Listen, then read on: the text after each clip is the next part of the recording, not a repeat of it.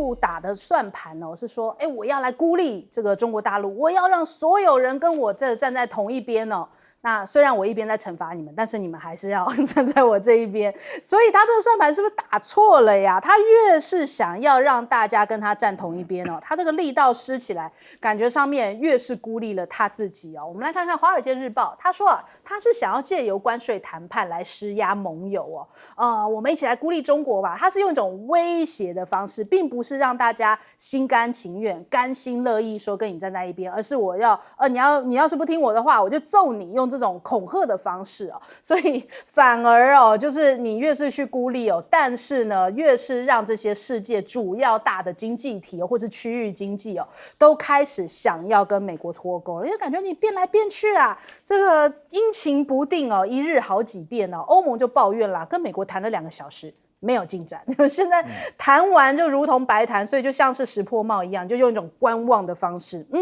我不会做重大让步但我现在也没有继续跟你往下谈的意思还说呢，我们日本有很多牌可以的因为他们都记得这个川普跟泽伦斯基讲说 You have no card， 所以现在大家都很在意我自己有几张牌所以日本说我不怕，我慢慢来谈。那我们看到了这个石破茂其实以前态度也不是这样子，一开始的时候他是急着去找川普见面，2个人还很甜蜜的秀合照，说感觉上面可以免除这个关税有望结果没想到才回国，马上川普就给他洗脸，洗的角质都去掉了。他就讲说哇，那个日本对我们的态度很恶劣马上对日本也是重磅关税那所以我们看到了这一次这个BBC 就讲到了中国国家主席习近平呢去高调访问了东南亚，代表说这其实他在关税战是绝对不让步大陆现在呢就是摆明我是一个很稳定的态势，我并没有要随着川普变来变去，然后我要在这个全球展开魅力外交，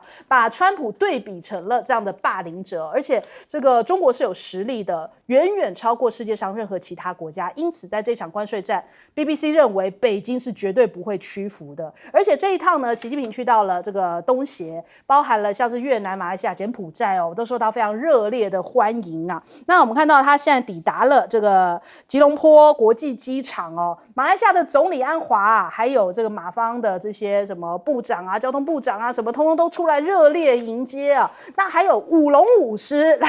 通常是过年的时候，但是呢他为了要展现友好舞龙舞狮在这个时间点也要这个在这个途中就是在习近平从机场到下榻饭店的途中呢，在旁边热烈欢迎一下，展现2国的友好。你看到旁边还有人呢挥舞着这个5星旗帜以及这个马来西亚的国旗就热烈欢迎那我们看到这一次其实呢，他们传出还用这个高级别反恐的措施布防而且出动了全屏无线电干扰的这个车来专车护送这个习近平的座驾。那这一次的座驾呢，好像是这个红旗N701 轿车，他这是事隔12年再去访问到了马来西亚，然后也是展开了新的黄金50年来推动中马命运共同体所以看起来东盟已经站队了，东盟已经是要站在中国大陆这一头那还有中越的合作还包含了飞机哇，这个恐怕川普听完又要生气了，因为才禁止了这个波音客机马上这个越南就颁布了法令，要引进中国大陆的客机接下来是要主要来飞国内线，所以恐怕又要让这个美国警铃大作。那再来这个国务院美国国务院很担忧，可能就是要再赶快去访问越南，要赶快把越南拉回自己的口袋里头，恐怕没有那么简单还有我们看到了有一些这个报道就在分析，一些经济学家在讲，其实北京当局他们现在是有节奏的在出招，是有能力但不挑衅而且保留金融手段的灵活性，因为呢这个美债它现在还是握在手上就是它并没有抛售。那美国财长是觉得这样挺好的呀，这个美国的这个美债不应该是这样子，你不能说跟配偶吵架就放火烧房子，还要对中国大陆小以大义他说这样一点好处都没有他说如果中国开始抛售美债的话呢，这会影响到美债的价格，所以讲了半天还是为了你自己嘛。那所以如果退一万步，如果中国大陆真的开始把美债当作武器的话，你美国招架得住吗？首先我们请教一下邱毅老师。确实是如此。在上个礼拜，这个美债债券市场美债被狙击的时候，主力是日本，然后另外的就是美国国内的大型银行、对冲基金，还有美国的保险公司，还有美国的社保基金，才是狙击的主力。中国大陆呢，在上个礼拜，在债券市场对美债的狙击，说实话4个字形容：牛刀小试。它还没有出主力，也就是说，它在美债方面的致命武器，它还没有出尽。但是啊，你发现啊，这一次中美贸易战，我说过8年磨一剑，这一次中国大陆的出招非常的有节奏性，在川普提出了对等关税政策以后，习近平第一次出国访问，就是选择在东盟，而且选择的国家3个，一个是越南、柬埔寨跟马来西亚。当然，马来西亚是现在东盟会议的轮值主席，当然是必得去的。那至于越南跟柬埔寨，本来是川普宣布对等关税以后，大家认为最早举手投降的国家，可是他们举手投降以后，越南提出了零关税开始谈判，双边零关税，美国没有理他。而且贝森特还笑他，纳瓦罗也嘲讽他。那至于柬埔寨提到的是从5%的双边关税开始谈，美国也没有理会他。所以这一次习近平到了越南跟柬埔寨，尤其是到了明天，习近平会到柬埔寨，那才够川普要气到可能高血压的，因为他到了柬埔寨。就是非常重要的中柬合作的云南港，要开始挂牌了，要开始运作了。云南港就是一个深水港，最深的吃水18米，而且它是面临的泰国湾，它是掐住了马六甲海峡的咽喉等于这个从波斯湾、霍姆兹海峡到印度洋，到马六甲海峡，到南海，到西太平洋。这一条海上运输生命线里面，中国大陆跟柬埔寨合作了云南港，那就等于美国过去在菲律宾搞了苏比克湾一样嘛。所以基本上，川普面对习近平这一次出访，他一定会非常非常的头痛。所以美国已经开始要派代表团去找越南跟柬埔寨了。好，那现在到底谈是谁在包围谁？当初在海湖庄园的时候，川普后任阶段的时候，纳瓦罗帮他出的主意是说用对等关税做武器，然后呢就联合各个国家，然后去孤立中国大陆，然后顺便呢去落实所谓的美债置换，也就是把现在主要是10年期的美债，把它换成长期的不加利息的，而且不能买卖的那个美国公债，长期公债，用这个方式想要赖掉美债，使美国那36.2万亿美元的这个美债到最后压力能够减轻，甚至完全消除掉。可是问题是，哪有那么简单的事情？当他面临了第2波的中美贸易战的时候，他发现中国的杀招一个一个的出来，而且美国根本到了最后变成反而被中国反包围例如说像石破茂跟美国一谈判，他发现你川普就是一个言而无信、反复不定的人，所以石破茂对川普的态度是越来越强硬了。而且我说过，这一次在美债券市场里面对美债狙击的最大的阻力就是日本。这就是石破茂现在的做法。那至于他对欧盟的做法，就是采取抛砖引玉嘛，先让你西班牙过来，让你西班牙满载而归。所以整个现在欧盟的国家都想要靠向中国大陆了，这个可能都跳脱了原来川普的预期之外。好，来请教季老师。就是相对美国来讲，大陆基本上对美国的这个反制的工具相当的多了。对。另外，大陆对内部的这个可能会引发的一些情势那手上的工具也很多。那相反的话，川普事实上等于说是他是什么？他一次就把所有子弹先打出去，然后慢慢一个在投降，一个投降。而且哪有一个国家一次对全世界宣战的？对，他不是只对付中国大陆啊，还有欧盟也在跟他也要对付啊，日本也要对付啊。所以川普，我觉得他真的是陷入了一个自己所创造的一个大流沙里面去，他慢慢在陷进去，可能最后真的很难救他。在目前的情况之下啦，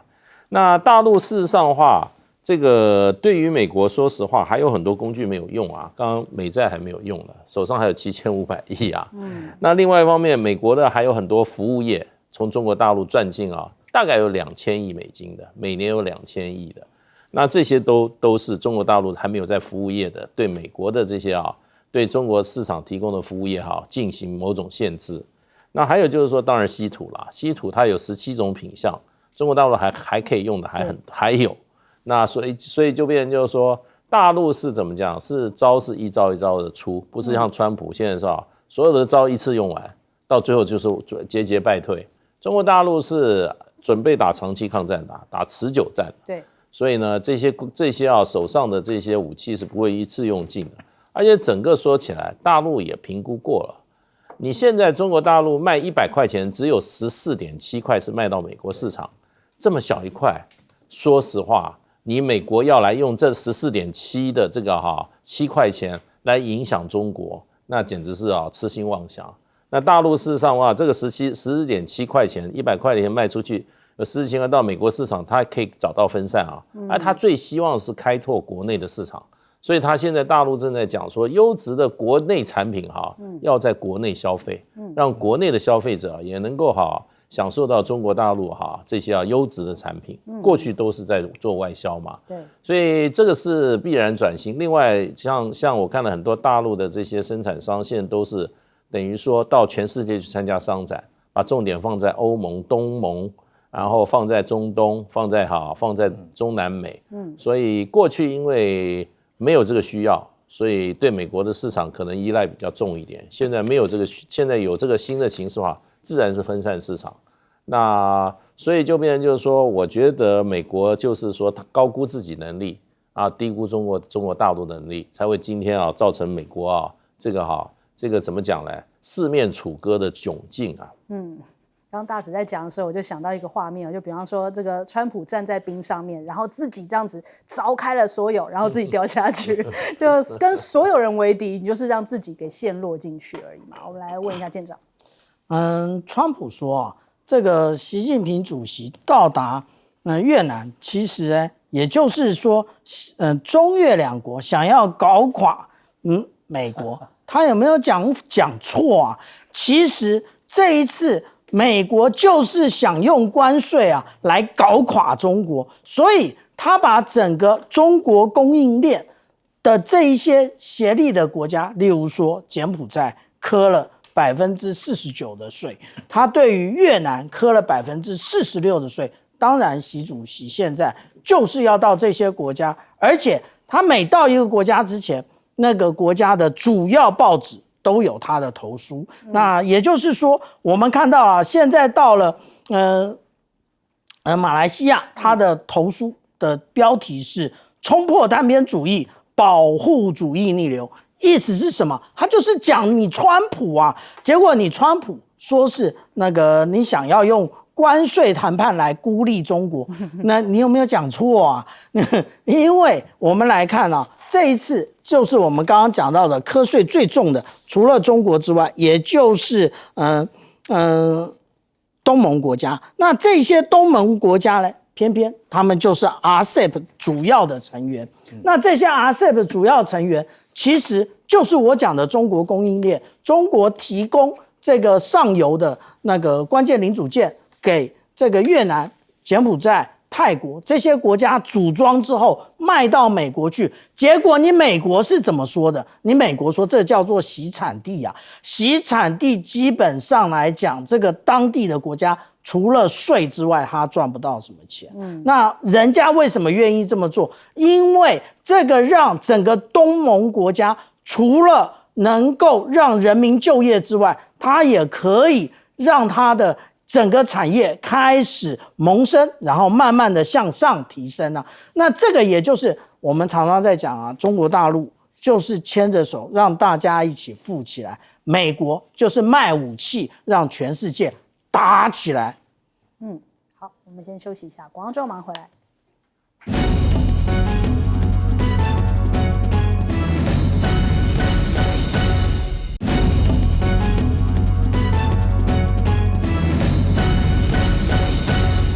好，川普随着情绪一直在给这个中国大陆加关税嘛，那但是呢，生命总会找到出口。我们看到现在很多的聪明的美国人，他们现在想到了一个方法最近大家眼尖发现到说，怎么有一款 App 在美国非常受到欢迎叫做敦煌网它其实当初是阿里巴巴的手下败将但是它最近在美国4天它就是上升了350名，已经排名到了第2。那原因是为什么呢？因为它可以直接直通这个中国大陆的上游制造商那所以让美国人就想说我终于可以找到买中国大陆这个原本的这个最上游制造商那个低价产品就算加了关税也不怕，因为比起中间过一手买还是便宜所以大家就开始找到了出路啦，去敦煌网，搞不好接下来川普要限制敦煌网，就是这个 App 要下架，跟 TikTok 一样。所以我们看到这个报道就讲说这个关税让美国人非常焦虑未来 T-shirt 可能会像鸡蛋一样上涨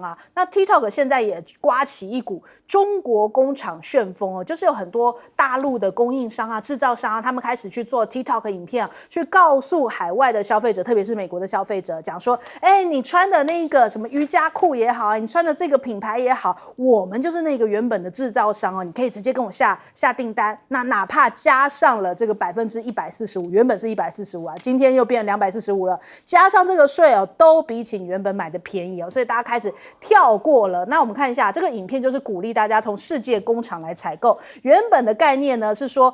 那个美国的一般消费者或是中小企业，他要去跟中盘商买嘛，然后呢中盘商是跟上游的工厂来收集，但是呢经由这一个敦煌网的话，可以直达上游厂商就算加上这个关税，看起来反而还是很便宜那甚至呢中国大陆的网友还制作了 AI 影片他们在酷手谁他们在笑范斯，就说发现范斯竟然用的也是中国大陆的眼线笔吗？那可能也要涨价了。我们来看一下。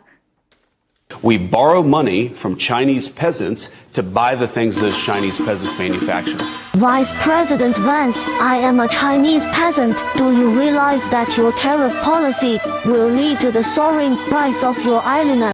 对，他们还吐槽就说范斯这个早上跟晚上的眼线还画的不一样，晚上更烟熏所以就开始大陆的网友不断在笑他，因为他说人家是乡巴佬所以大陆网友当然趁机修理你嘛。那再来我们看到了有5家美国的企业就去告川普啦，这是越权你怎么可以用这个什么解放日对等关税，导致他们这样子现在接下来经营上面的困难而且目前美国的3大巨头已经这个因为苛征高关税半导体业至少每年要损失大概台币300多亿，未来非常的不乐观。而且美国的旅游业也是重灾区因为大家对于美国那股恨就是所有要去美国的好多现在开始出现转单，转去哪里？我去加拿大玩，我去英国玩，我去大陆玩，我不去你美国玩了。特别是加拿大人更恨，加拿大人更不想去美国，所以他们旅游产业估计会损失600多亿的美元，而且他们的货运需求也是大幅减少所以他们的港口就讲说看到的贸易冻结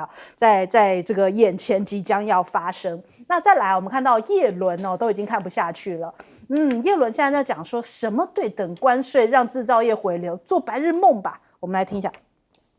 I've said self-inflicted wound. To me, President Trump is taking a sledgehammer. Not only that he's pounding our allies with this, but he's pounding the U.S. economy with this sledgehammer. And I don't understand the rationale for the tariffs. And perhaps it's to bring back American manufacturing, but I really think that's a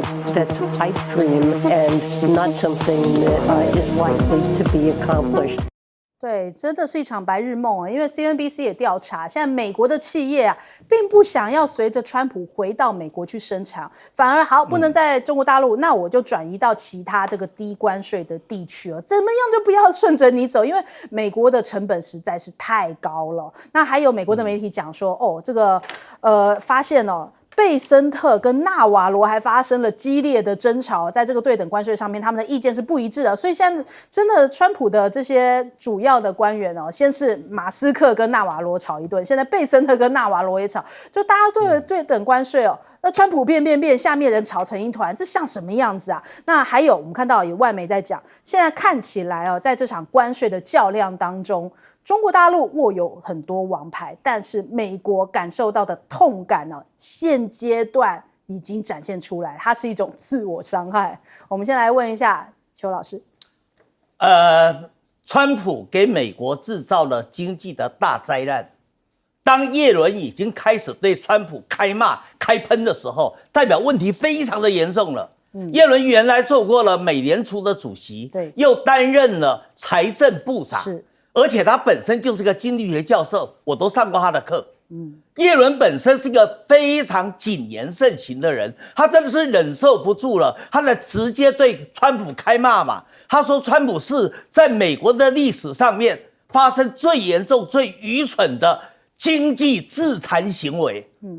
今天的美国的经济的大灾难，不就川普一手造成的吗？那你天那么容易让制造业回流吗？纳瓦罗告诉你画了一个大饼，你就真的以为说你用对等关税、用关税战，你孤立了中国，就会使这些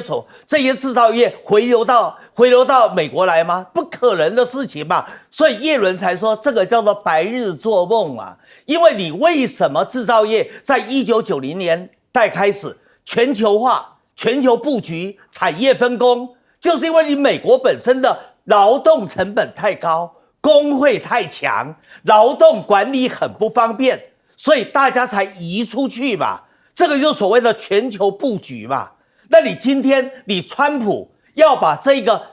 几十年来的这个国际的经济秩序给破坏掉，然后要来搞，让逼迫这些国家向美国臣服，你认为制造业会回流吗？当然不可能嘛。所以不只是耶伦这样说，连拿诺贝尔经济学奖的克鲁曼不是也讲了吗？你川普的作为就是一个小丑，而你带了一个三流的马戏团，结果演出了一场根本不入流的丑剧，经济的丑剧，那怎么去收场？川普骗不了美国的人民，骗不了美国的企业，他只能骗他白宫发言人的小女生，然后跟他讲说中国大陆很需要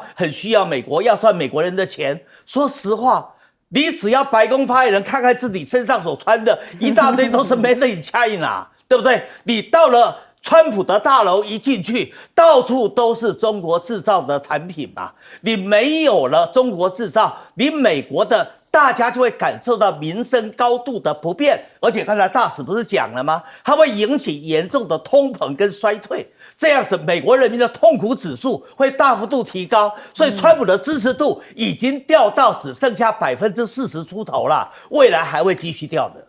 好，请教介老师。对，现在就是说，美国国内知名的经济学者还有美国这些重要的经济机构的这些经济专家，都对美国的经济前景非常不乐观。对，而且事实上很多数据也已经都显示了，美国这些美国经济岌岌可危啊。对，你说这个3、4的这个危机解除了吗？你说股市的危机解除了吗？债市的危机解除了吗？这个汇市的危机，这些都跟你经济的基本面有关。你短期你可以去操控它，可是你经济基本面不好的话，那你这些危机随时都会爆发。而且美国现在我看昨天一个数字，就美国的这个他们预估未来的进口量，整体进口量这个港口的就这个各个海关港口做的预估跌了41%耶。哇，这个数字简直是我觉得没有一个社会能够承担起，这就表示说你的物流供应可能会中断，也就是说你平常你这些从外国进口的东西你不能说它都没有用，很多都还是很关键的。对，那你现在突然掉了40%，那你就显示出就是说，你如果不是原料的话，那在美国的这些所有的这些零售商，它的这个贩卖架上的东西可能就要少40%到30%。那老百姓买不到东西买不到东西那就通膨对不对？所以呢，很多东西不是那么好找替代品的啦。你说我不买中国大陆，你买谁的？美国人也搞不清楚东西在哪里，都在中国大陆。对啊，那所以川普说球在大陆这边，抱歉，所有的球现在都在美国，都在川普的桌上。可我昨天听他演讲，他到 Florida 演讲，哇，很奇怪，他的数字跟所有人都不一样，他连那个股票市场都一片荣景哦，包括纳斯达克涨多少钱，涨多少，然后呢，他讲的美国是一片荣景，好的不得了。所以呢，到底是川普他只是独夫，还是其他美国人都在照他摇？可是越来越多人都是讲川普这个问题出来呢，就足川普这个人自己觉得他怎么样，一切世界都很美好，美国就要变成这个好，在他的领导之下啊，要重新变成一个伟大的国家了。所以呢，你说在这个情况之下，一个领导人跟这个现实这么脱节的情况之下，这不会下面的就是灾难嘛？美国就是一个灾难加一个灾难，那到时候就看川普他怎么应付了。可能跟俞北辰一样，数学不太好。不止数学不太好，脑袋也不太好使。那我们刚刚讲到有关于范斯啊，那他的眼线的问题，但是我们直接来讲啊，在白宫里面爱化妆的，不是只有范斯啊。那另外一位啊，也就是我们今天谈来谈去的川普啊，那根据川普他的一个美妆师那个布莱文斯讲说啊，他偏好啊这个古铜色的粉底，所以他脸上啊都橘色橘的，那是不是也要涨价啦？当然对他来讲这无感啊，而且可能他的美妆师是全部包起来的，所以他感受不到。但是这谈到的就是升斗小民的痛苦啊。那刚刚我们提到说，现在川普不断的签署这些行政命令，原因在于经济紧急状态。但是这个经济紧急状态是如何产生的？不是他原来就有紧急状态，而是你签完这些行政命令产生的一个紧急状态，不是吗？所以才会有这么那个5家的一个进口商向国际的那个贸易法院提告你就是这样，你超过你的权责，你不断的提高关税，那个现在如果按照我们刚刚讲的，他对于中国要苛征245%的关税，那等于是中国的产品通通都不要进来了。那可是我即将面对的是什么？即将面对的就是断货，不然呢，你就是付高额的关税附加费。现在我们都看到了，美国所有的产品上面，它最后都会列一项叫做关税附加费，明明白白的让你知道说这个川普他这样的课税真正造成的结果是什么？也就是说，直接的从你口袋里掏钱，然后他说要再把这些钱给你。真的吗？还是给他的这些富豪朋友们、富豪内阁们？那这个就会变成了他政治风暴的核心了。那当这一个大家慢慢确认这个事实的时候，期中选举1年多后的还要选吗？你想选什么？最后川普你也是个少数总统而已，你没有办法推动你的各项的政策。那另外呢？其实啊，我们谈到有个西班牙的国际经济学家，他谈到川普的这些动作啊，他讲到说，其实中国大陆跟美国其实一个镜像对决的一个状况，也就是看着镜子来对决。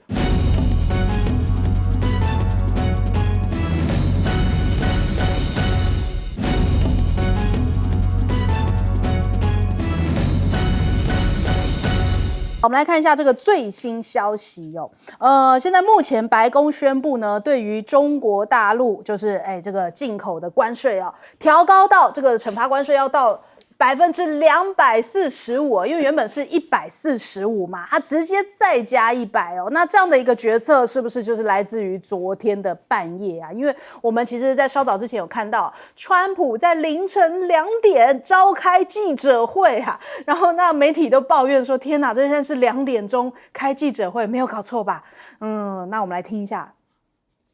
How do you do it, Mr. President? I haven't set up at 2 a.m. in the morning since I was 25, and now we're 2:16 in the morning having a press conference. How do you do it? We had a couple of them, and 2 o'clock in the morning now. Biden, I guarantee. You're wearing the press out. Biden was sleeping for 10 hours already. 对，他每天这样子变来变去哦，其实媒体已经人仰马翻了，媒体已经是被搞到精疲力竭，忍不住要跟他抱怨哦。那事实上，全世界也都被他搞到精疲力竭。那为什么川普要这样子大半夜的开记者会呢？就是因为啊，这个中国大陆出了杀招哦。什么样的杀招？中国大陆暂停波音的新机交付啊！哇，川普气坏了，就说背信啊，你怎么可以这个样子啊？违背了跟波音的重大协议啊！啊，这个你们不接受你们这个已经承诺的这种，就是他们绝对不会接受你们已经承诺要买这个飞机呀！啊，所以他非常生气哦，因为现在传出中国大陆已经要求各航空公司暂停接收待交付的这个波音飞机，所以也就是说，哪怕就已经做好了，已经要交机了，不接收了，所以现在停止向美国公司购买任何飞机相关的零件设备哦，也导致波音的股价周二一开盘就下挫呀，收盘是跌了2%之多哟。那这个消息可能还没传开，接下来还可能要补跌呢。那再来，我们看到了这个中国大陆一刀这个斩断了波音1000亿的订单链呢。那他们讲说，针对先前已经签署租赁的协议的这些波音机型哦，中方正在评估是否准许在反制措施生效前完成交付。目前大概是有10架的波音737 MAX 的客机是处于待交付的状态。那所以我们看这个白宫新闻秘书他在周二的记者会这样说。他说，川普啊，在椭圆形办公室的一次会议上面跟他这么说，然后说了哪一番话呢？他说，球在中国那一边哦，现在是中国需要与我们达成协议，不是我们需要与他达成协议哦。所以意思就是说，美国还是要扮演一个这个被动角色吗？那我们来听一下。The president has made his position on China quite clear, although I do have an additional statement that he just shared with me in the Oval Office. The ball is in China's court. China needs to make a deal with us. We don't have to make a deal with them. There's no difference between China and any other country except they are much larger. And China wants what we have, what every country wants, what we have, the American consumer. Or to put it another way, they need our money. So the president, again, has made it quite clear that he's open to a deal with China, but China needs to make a deal with the United States of America. 意思就是我可是大美帝国啊，当然是你要来跪着求我啊，怎么可以是我们主动嘞？是你要这个主动，球在你那一边，好像还一副高高在上的样子哦。那多高呢？高高在上，我们也发现到他的这个穿着打扮哦。大陆的网友讲说，哎呀，那不是在淘宝上面有买到的吗？哎呀，就被抓包的时候，不但是这红色这一件，还有灰色那一件，通通都是中国制造啊。所以他们就开始网络上面就开始做一些短影音啊、梗图啊，在那边讲说，哎呀，这个攻击中国制造是工作啦，享受中国制造才是生活哟。那还有呢，这个投票给川普的一些农民们，现在也是苦哈哈的，因为呢，川普在这个正在展开这场贸易战嘛，他批评中国大陆一再食言，除了违背跟美国达成的协议哦，没有买农产品，现在也不买波音，让他很生气。他说我会保护这个农业的。那可是美国的豆农却是很崩溃，说我投票给你耶，是不是你可以赶快去跟中国大陆达成协议啊？但是中国大陆会退缩吗？就像毛宁引述了毛泽东的一番话，要打多久就打多久，打到完全胜利那一番话，他在 X 上面放了那一段影片，现在就已经反映出来，中国大陆，我用这一番话告诉你。我是不会退的，我是不会让你在那边高高在上的。那所以我们来看到这个现在目前中美贸易战啊，中国大陆除了刚刚我们讲到的波音杀招之外，其实稀土也是非常狠的杀招哦。我们看看这个加拿大的矿业公司，他们就这个股价这个应声大涨。原因是为什么呢？现在有传出川普有意下令要建造一个联邦层级的稀土战略储备库，要专门储存从海底开挖。他们现在自己要想办法，要偷偷去海底里面开挖，要挖这个稀土矿物哦。那还有就是他们这些说这个目前在西方世界已经是唯一拥有这个专门开发船的，就是这家这个瑞士海洋工程巨图，他要跟他们合作啊，所以他们接下来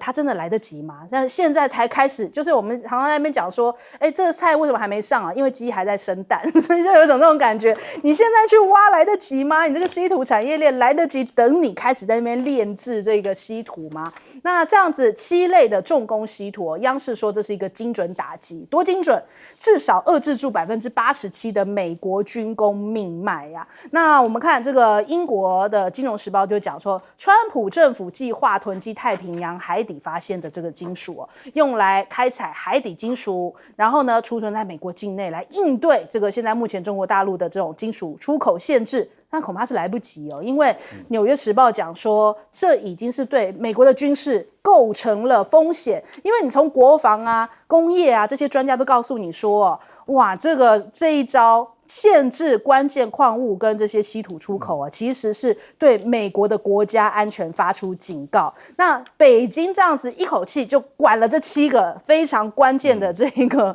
稀土出口，就是在跟你五角大厦讲话啊。你如果还需要我再提醒的话，那不好意思你们的武器握在我们手中，你们是依赖中国大陆这些稀土才能够制造这些武器所以美国的媒体就在讲说，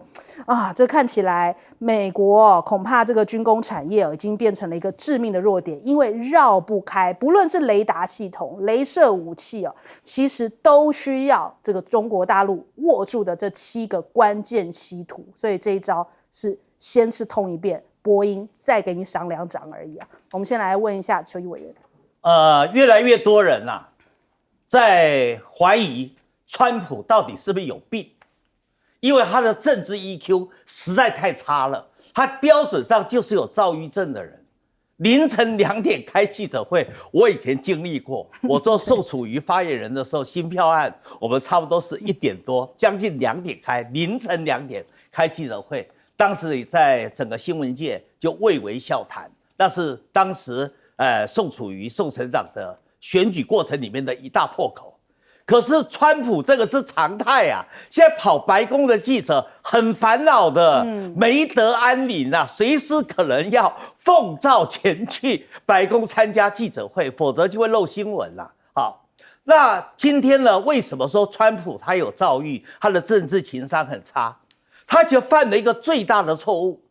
就是频频出招，而且反复不定。对，你想想看，他对大陆的对等关税从34%到现在主持人说的245%，他到底调了多少次？他简直就把这个中美之间的关税战当成是儿戏在做嘛。一个美国的大总统，把他跟世界的第1大、第2大强国来搞一个像儿戏一样玩数字游戏的这个关税战今天34，明天84，然后明天104，明天124，那现在又调到245，你不觉得他是个神经病吗？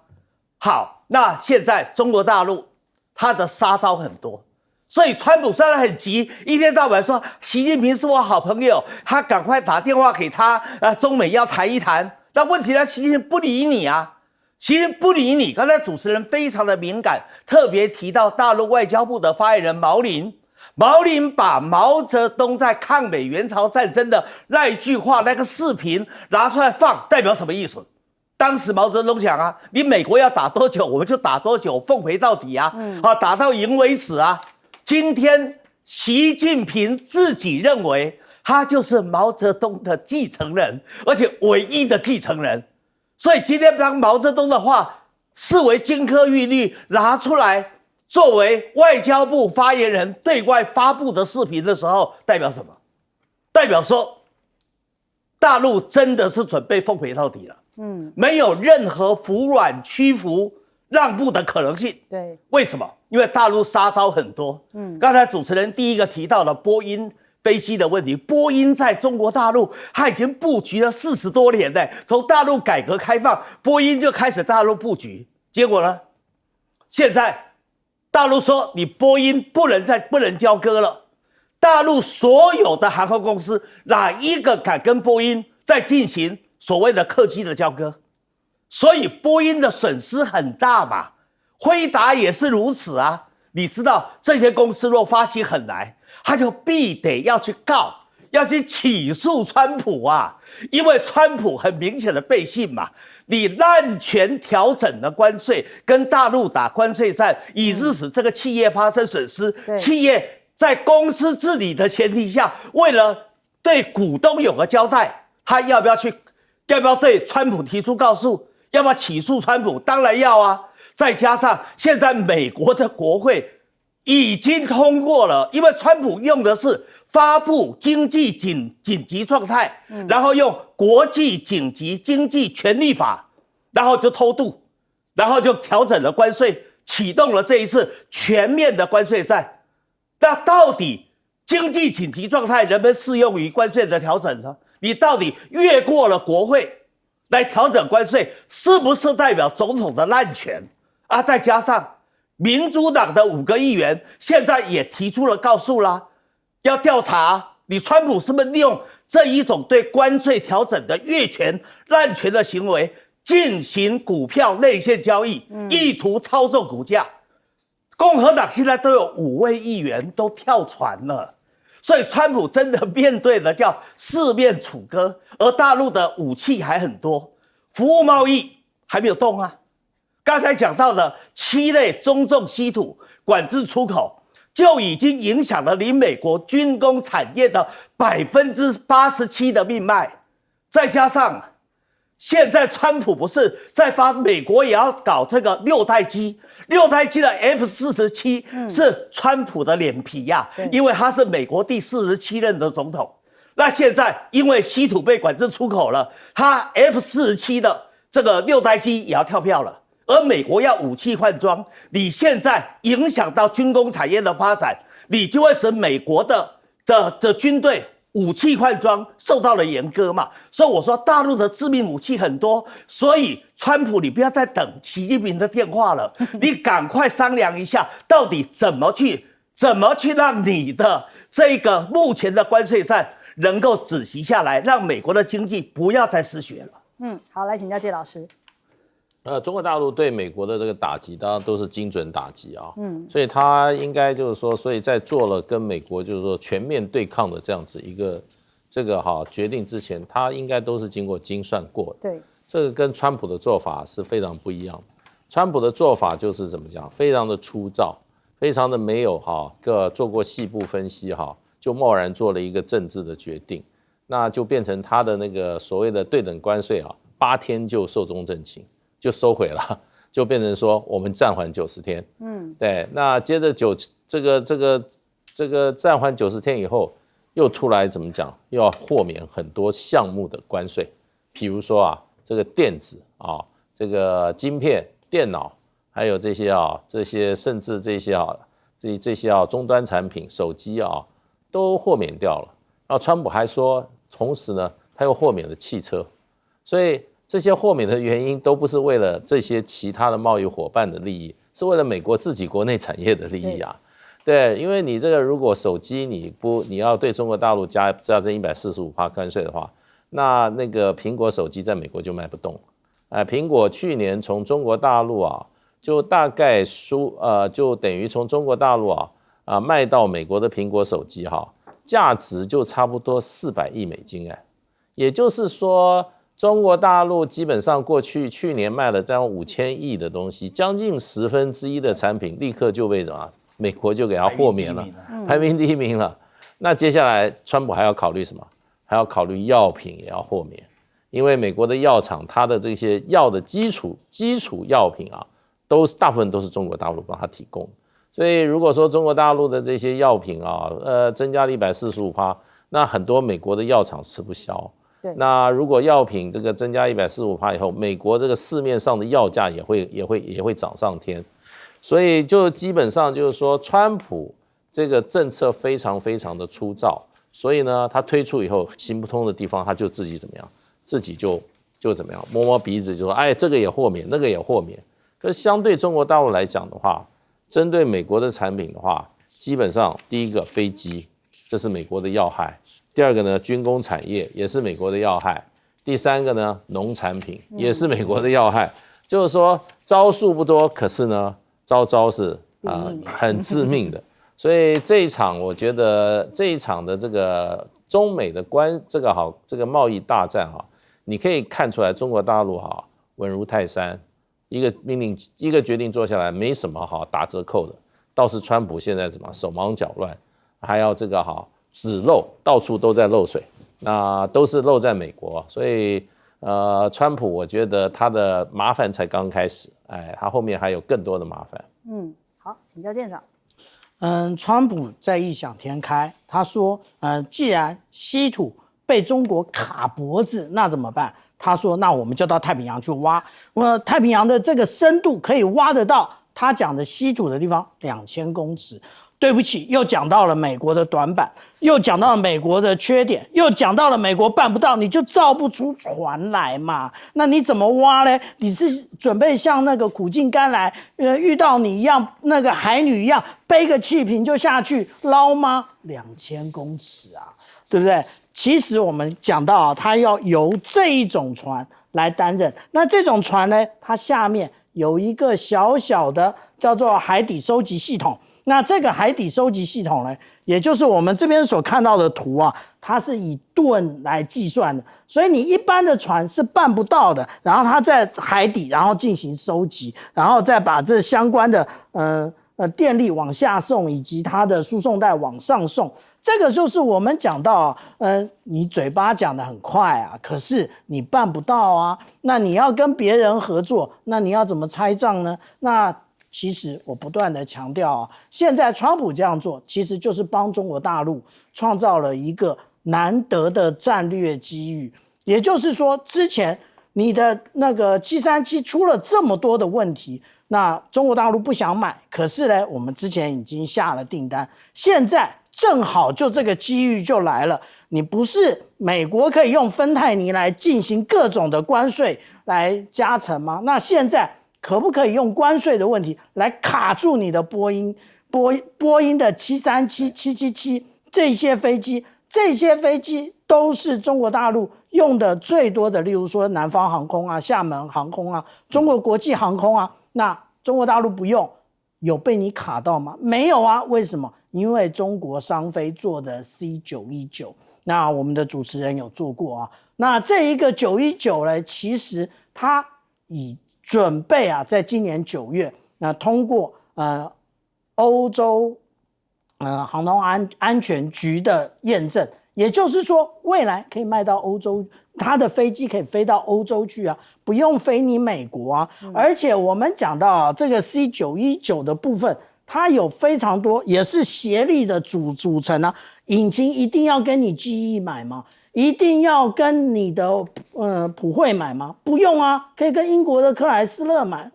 对不起，劳斯莱斯买啊，对不对？所以当你在做这些决定的时候，请注意一下，这个市场上有多少的替代产品正在虎视眈眈的准备杀进中国市场，你川普真的是倒大霉了。